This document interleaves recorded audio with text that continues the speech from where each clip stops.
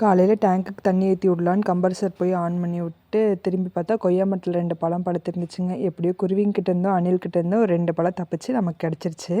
அதுவும் பொறிச்சிட்டு வந்துட்டேங்க. இது வந்து சிவப்பு கலர் கொய்யாப்பழம், நல்லா டேஸ்ட்டாக இருக்குங்க. இதோட சைஸு இவ்வளோ தான், இதுக்கு மேலே பெருசாகாது. இன்றைக்கி வந்து ராகி வந்து எப்படி முளைக்கட்டை வச்சு பவுட்ரு பண்ணி நம்ம கூழ் காய்ச்சி குடிக்கிறது அப்படின்னு சொல்லி பார்க்கலாங்க. 6 மாத குழந்தைக்கு நீங்கள் வந்து ஃபுட் ஸ்டார்ட் பண்ண போகிறீங்கன்னா ஃபஸ்ட்டு வந்து அரிசி கஞ்சி கொடுங்க. அரிசியை வந்து வறுத்து அதை பவுட்ரு பண்ணி அரைச்சி அதை கூழ் மாதிரி காய்ச்சி கொடுங்க. ஒரு வாரம் வந்து அதை கொடுத்துட்டு 2வது வாரம் பார்த்திங்கன்னா ராகி ஸ்டார்ட் பண்ணுங்கள். ராகி வந்து முளைக்கட்டை வச்சு இந்த மாதிரி ரெடி பண்ணி கொடுத்திங்கன்னா ரொம்ப நல்லது. எனக்கு வந்து ஹாஸ்பிட்டலில் வந்து என்னோடய டாக்டர் வந்து இதுதான் சஜஸ்ட் பண்ணாங்க.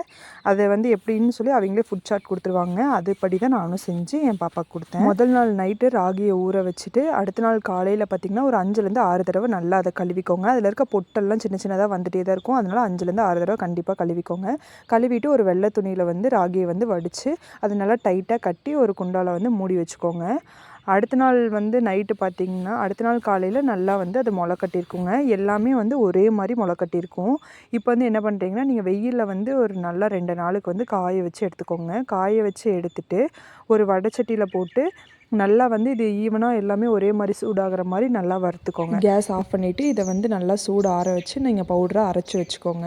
இது ராகிக்கூழ் வந்து காய்ச்சும் போது 1 ஸ்பூன் போட்டிங்கனாலே நிறையா ராகி வருங்க. அதனால் நீங்கள் அளவாக 1 ஸ்பூன் இல்லை 1.5 ஸ்பூன் மட்டும் போட்டு தண்ணியில் நல்லா கரைச்சிட்டு அதுக்கப்புறம் அடுப்பில் வச்சு நல்லா கிண்டி விட்டுட்டே காய்ச்சிங்க. இல்லைன்னா வந்து அடியில் வந்து ராகி வந்து கட்டி சேர்ந்து 1 இயர்க்குள்ளே இருக்க பேபிக்கு நீங்கள் வந்து இந்த கூழ் கொடுக்குறீங்கன்னா உப்பு சர்க்கரையும் போடாமல் கொடுங்க.